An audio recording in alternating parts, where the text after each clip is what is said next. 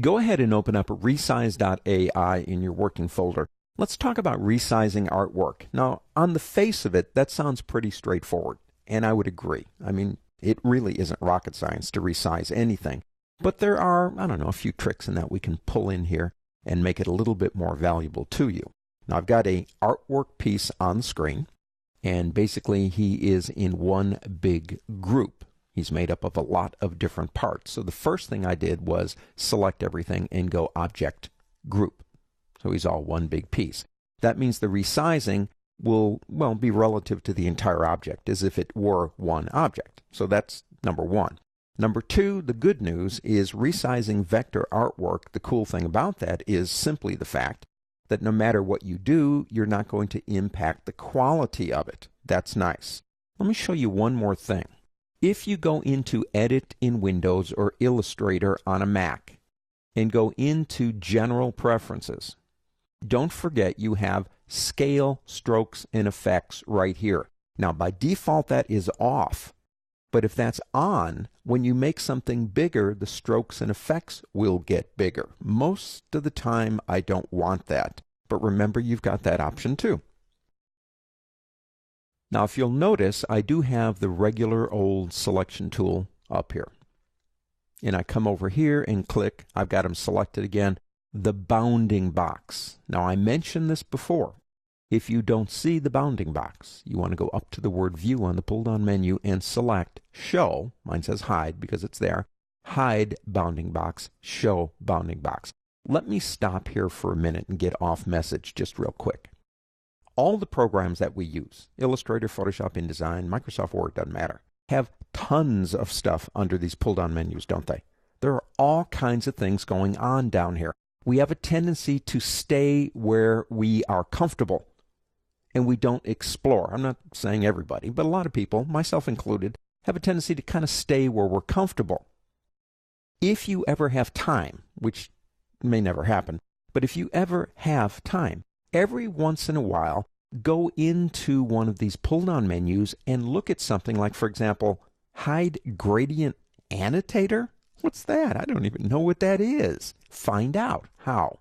Come up here to Help and type it in. And it will tell you what it is. And it's possible, I'm not saying it's probable, but it's possible. You might say, oh man, I wish I'd known about that one a week ago. It could have really saved me a lot of time. Get to know these programs. Now, back to resizing. If we have the bounding box, which I do like, well, it's very easy. I mean, there's not much you do here. You can go to a corner. I think you know this. I can drag any way I want to this guy because I'm just pulling and dragging. If I hold the Shift key down, I keep in proportion. If I add to that the Alt key, now that's the Option key on a Mac and the Alt key in Windows, you go in and out from center. So the Alt key or Option key and the Shift key in and out from center in proportion. If I let go of the Shift key and still hold the Alt or Option key down, I can do anything I want, but it's still going in and out from center. I find that one valuable when I'm trying to resize artwork within the frame of something else. So I know it's pulling it out, say, well, from the center. And that kind of helps me out when I'm trying to resize something. If we go to a corner, we get a bent arrow. Now, you got to be in a certain distance. But if we go ahead and pull this way, we can rotate. If we hold the Shift key during the rotation, we get 45s and 90s. And so you can rotate it, you can resize it. Now, there is another way that we can do this. Let's say either you have the bounding box turned off, which means you wouldn't be able to do anything that we did, or you just want to do it with a little bit more precision. You can come over here to this button right here, Scale Tool. Now, if you select that tool, you have to first have something selected, which we do. Now, it's a two-click process. The first time you come over here and you click somewhere on the object or off the object, and that's where the resizing kind of locks in. So I click right here, say on his forehead, one click, and you can see there's a little target there right now. You can move that target by dragging it. If I get anywhere, it doesn't matter where I am now because I'm using that tool. If I get over here and begin dragging, as you can see, it is dragging it in and out, but it's locking it to that mark that I made. Let me go ahead and double click the hand tool. That'll bring us right back again. There is another way you can do this. I want to show it to you now, but we're going to get into more detail on it later. Same tool selected, this one right here.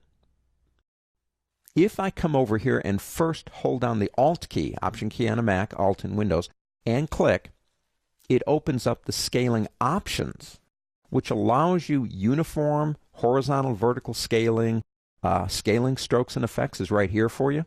Lots of different things that we can do here. Make copies, and we'll talk more about this one later.